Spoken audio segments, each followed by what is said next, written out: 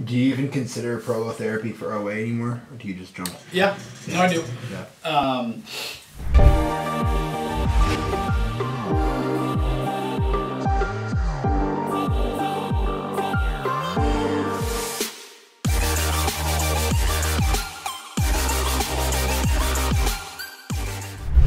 It is one of the big things for me in my practice is whether patients in or out of state.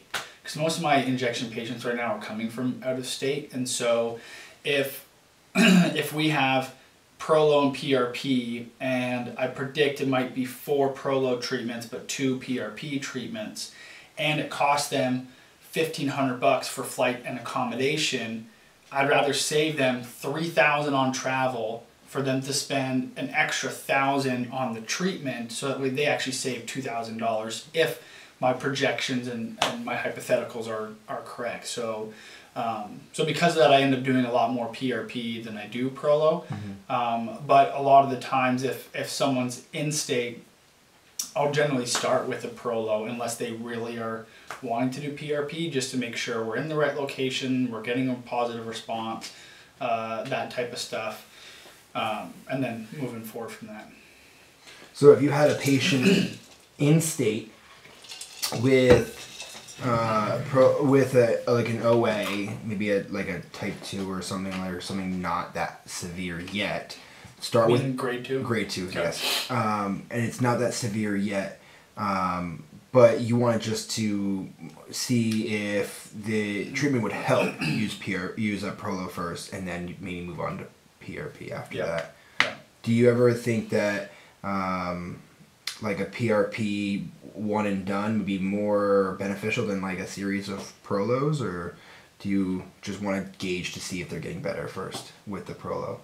I mean, sometimes it's gauging, sometimes it's just going straight for it. So the other thing too is the financial constraint. So if someone says, I only have $1,000, to be able to do this, every 4 to 6 weeks, then that might put them into the, okay, let's just do Prolo, and we might need to, because remember, even if they plateau, they could hang out at that plateau for a month or 2 while they save up more money.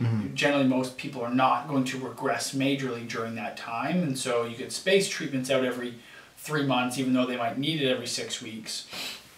And so that's probably one of the reasons.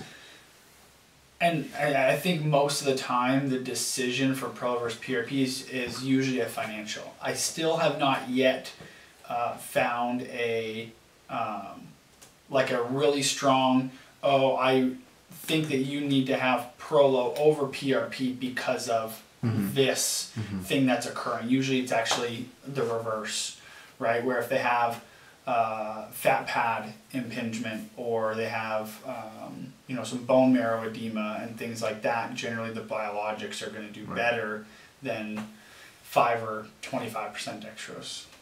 And then how would you compare what's the comparison in cost between Prolo and PRP generally, and then in addition, how many treatments of Prolo do you think is the same efficacy as one of PRP? For NeoA, I'd probably say a PRP treatment is 1.5 to 2 times the strength of Prolo, depending. And then the price jump is usually anywhere between $300 to $500 increase. So about a 50% increase. So similar efficacy to price comparison, about 2 times in each.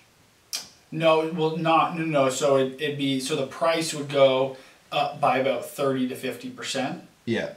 But the efficacy could go up by, generally, and it's on the higher end of 2-fold. Yeah. So you're getting a doubling. And so when I compare cost effectiveness with like the outcomes, generally it's smarter economically to do PRP.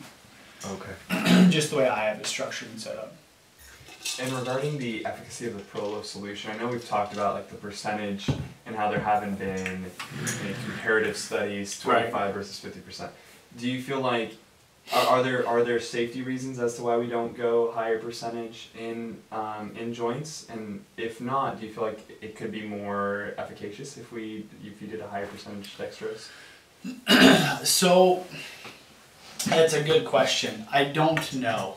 And now the question is really, how do we balance the hyperosmotic effect that we're putting into that knee joint, because we're changing the osmolarity, so the chondrocytes and the cells of the meniscus and all that type of stuff are being exposed to a really high osmolarity content, which is going to pull water from them, which can cause some apoptosis, and is part of this cascade of healing and initiating that.